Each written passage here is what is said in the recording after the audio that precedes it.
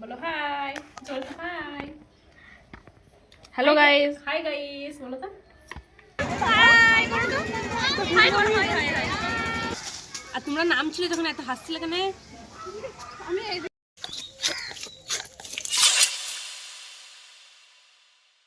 Hey hello everyone, welcome back to my channel Jolly's Joyful Journey. আজ আবারও চলে এসেছি আপনাদের সামনে নতুন একটি ভিডিও নিয়ে। চলুন তাহলে দেরি না করে আজকের ভিডিও শুরু করা যাক। আজকের ভিডিওতে আমি আপনাদের দেখাবো আমার গ্রামের বাড়ির একটা দিন।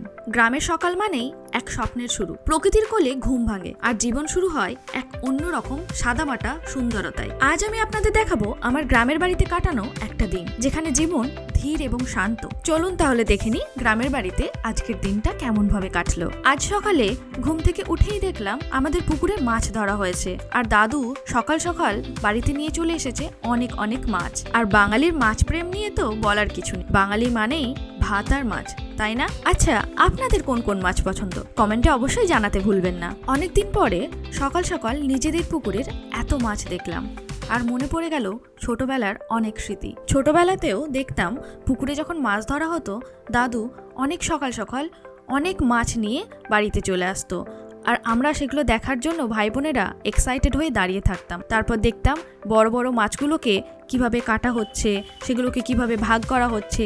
সেসব স্মৃতি আজ আবার মনে পড়ে গেল। অনেকদিন পর আবার এত মাছ দেখে বেশ মজা লাগছিল।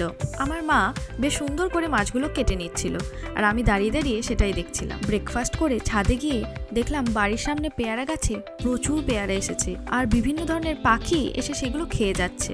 আগে যখন ছোট ছিলাম, গাছে পেয়ারা হলেই একটু বড় না হতে হতেই সেটাকে পাড়ার জন্য আমরা গাছে উঠে পড়তাম। আর এখন গাছ ভর্তি পেয়ারা, অথচ খাবার লোক নেই, বাড়িটা এখন একাই পড়ে থাকে। তো এই গাছ ভর্তি পেয়ারা দেখে আমিও আর লোভ সামলাতে পারলাম না। ছোটবেলার মতো সেই গাছে চড়ে পেয়ারা পাড়ার বড্ড ইচ্ছে হলো। যেমন ইচ্ছা তেমন কাজ।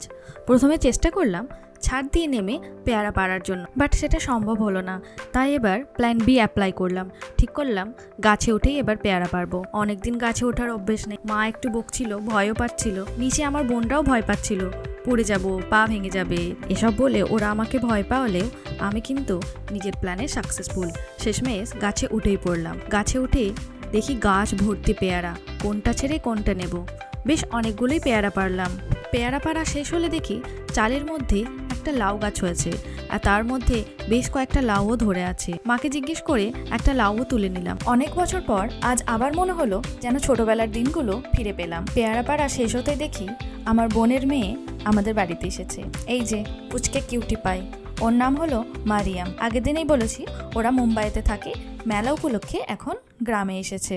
সন্ধে হতে না হতেই আবার বেরিয়ে পড়লাম মেলার উদ্দেশ্যে।